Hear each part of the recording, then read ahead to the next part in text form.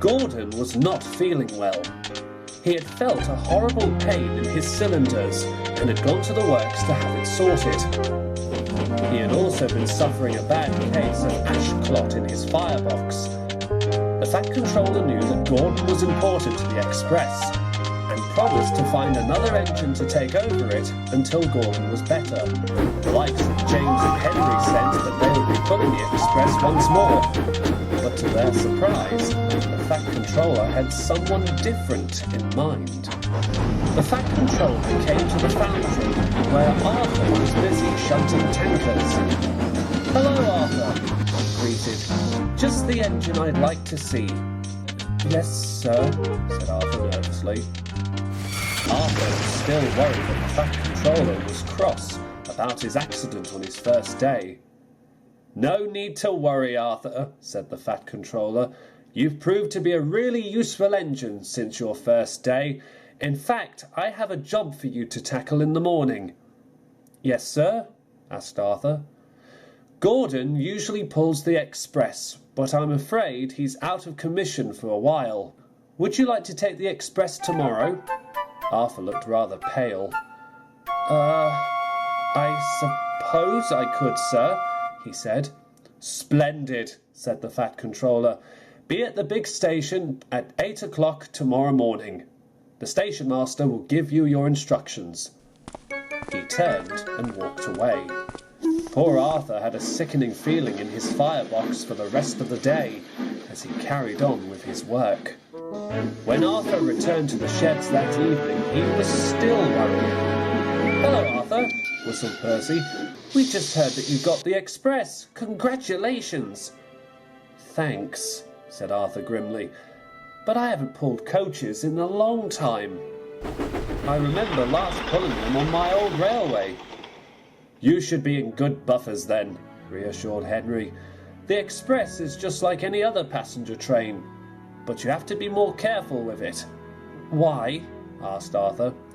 "It doesn't stop until it reaches the end of the line," said Percy, "and Gordon always makes sure that his passengers have a smooth and comfortable ride," added Henry.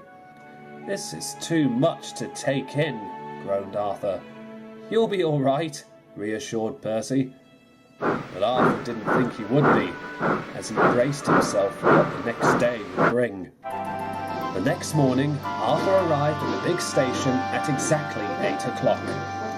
4 smart cream and red coaches stood at the platform, but soon Arthur was coupled up. He watched as the passengers started boarding the train. "Come on, Arthur, you can do this," he said to himself. "You've got this. Make Gordon proud. You can do it." It felt like ages for the guard's whistle, but when at last it blew, Arthur set off out of the station. Come along," he said with a nervous tone. We're coming along," sang the coaches. Arthur soon made his way out onto the main line. He felt at first everything was going well. The coaches ran smoothly behind him. James, who had been shunting in the yard for the morning's goods, was amazed with how Arthur looked. Secretly, the red tank engine looked rather majestic gliding along the line, with 4 sleek coaches gliding after him. Before long, Arthur was already halfway across the island. Just as he was passing Rolf's castle, he was starting to enjoy himself. "This is great!" he cried. You're pulling as well, sang the coaches. Arthur's driver was enjoying himself too. "Come on, old boy," he said. "Let's see how fast you can go." Arthur didn't need persuading. He began to pick up speed and was thundering down the line, the coaches rolling smoothly after him. Many engines stopped and stared in bewilderment as Arthur flashed by. Even Edward was impressed when Arthur thundered through his station and charged up Gordon's Hill without any trouble. Before long, the end of the line came into sight and Arthur came to a gentle stop. Many of the passengers came to thank him and hoped that Arthur could give them a more pleasant ride on the way home.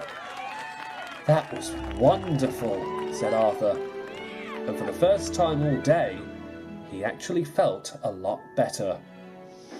That evening, Arthur returned to Tidmouth Sheds feeling a lot more good about himself. Thomas was already there, and so was Gordon, who was now out of the works and feeling a lot better. "Well done, Arthur," said Gordon. "Henry dropped in at the works to deliver supplies and told me how well you did. I understand you were a bit nervous." "A little bit, yes," confessed Arthur, "but it was a wonderful experience." "You were splendid, Arthur," said Thomas. "Thank you," said Arthur, blushing a little. "It seems James and Henry may have a bit of competition. Perhaps you'd like to pull the express again sometimes." "Thank you, Gordon," said Arthur. "It's a lovely offer, but I'd rather stick with my trucks if that's all right with you." "Very well, Arthur," said Gordon, "but I must admit it was truly an honour hearing about you pulling the express so well." Arthur just grinned.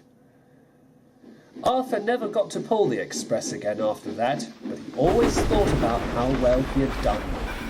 In fact, just the other day, he found something new to enjoy, the Normanby fishing village. But that's another story. Now he's thinking about me every night. Oh, is it the sweet I get so? Say you can't sleep, baby, I know.